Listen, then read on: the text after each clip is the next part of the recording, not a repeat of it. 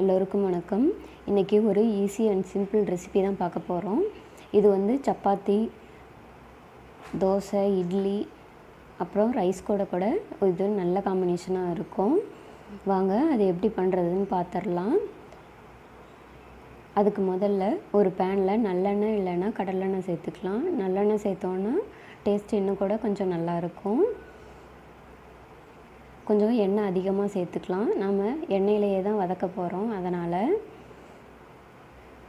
எண்ணெய் நல்லா சூடான பின்னாடி கொஞ்சமாக கடுகு சேர்த்துக்கலாம். கடுகு நல்லா பொரிஞ்சு வந்ததுக்கப்புறமா நம்ம கொஞ்சமாக சீரகம் சேர்த்துக்கலாம். சீரகம் அதிகமாக சேர்த்தோம்னா சீரகத்தோட ஃப்ளேவர் அதிகமாகிடும், அப்புறம் டேஸ்ட் நல்லா இருக்காது. அதனால் கொஞ்சமாக சேர்த்துக்கலாம்.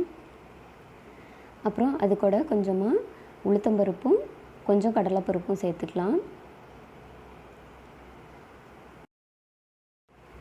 இது பொன்னிறமான உடனே நம்ம கட் பண்ணி வச்சுருக்க பெரிய வெங்காயத்தை சேர்த்துக்கலாம். அப்புறமா ஒரு 4 பல் பூண்டு வந்து நான் நச்சு வச்சுருக்கேன், அதையும் சேர்த்துக்கலாம். பூண்டு வந்து ஆப்ஷனல் தான், ஏன்னா குழந்தைங்க சாப்பிடவே மாட்டாங்க. எப்படியாவது ஒன்று அவங்கள சாப்பிட வச்சிடணுங்கிறதுக்காக தான் இந்த மாதிரி பண்ணுறது. நம்ம எல்லா குழம்புலையுமே பூண்டு சேர்த்துக்கிட்டால் பூண்டு அவ்வளோ நல்லது. அவ்வளோதான். இந்த வெங்காயம் வதங்கிறதுக்காக நம்ம கொஞ்சமாக உப்பு சேர்த்துக்கலாம். உப்பு சேர்த்துட்டு நல்லா வதக்கி விட்டுறலாம். அப்புறம் காரத்துக்கு நான் 2 வரமிளகாய் எடுத்திருக்கேன், அதையும் கிள்ளி சேர்த்துக்கலாம். இப்போது வெங்காயம் நல்லா வதங்கி வந்துடுச்சு.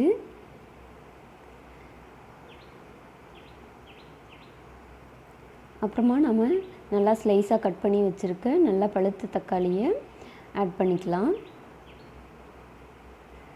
தக்காளி நல்லா பழுத்திருந்தால் தான் இது வந்து நல்ல டேஸ்ட் கொடுக்கும்.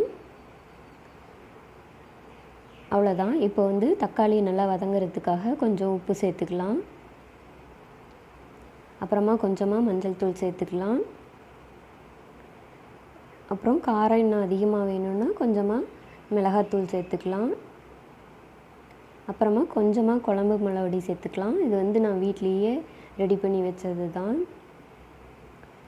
அவ்வளோதான். நல்லா மிக்ஸ் பண்ணி விட்டுட்டு வேக வச்சுக்கலாம். பாருங்கள், நல்லா வெந்து வந்துடுச்சு. எண்ணெயும் நல்லா பிரிஞ்சு நம்மளுடைய தக்காளி பஜ்ஜி ரெடி ஆகிடுச்சு. அப்புறம் இது கூட கொஞ்சமாக கொத்தமல்லி இலை தூவி இறக்கிக்கலாம். இது வந்து எல்லாத்தோடையுமே நல்ல காம்பினேஷனாக இருக்கும். நம்ம வீட்லேயே ரெடி பண்ணின பழைய சோறு வடகத்தோடு வச்சு சாப்பிட்டோன்னா டேஸ்ட் அப்படி இருக்கும். மஸ்ட்டு ட்ரை பண்ணி பாருங்கள். This video is sponsored by Bymote e-shopping mobile app. இதனோட லிங்க் வந்து நான் டிஸ்கிரிப்ஷனில் கொடுத்துருக்கேன், நீங்கள் மறக்காமல் போய் செக் பண்ணி பாருங்கள். இது வந்து ட்ரஸ்டட் ஆப் தான். தேங்க்யூ ஃபார் வாட்சிங்.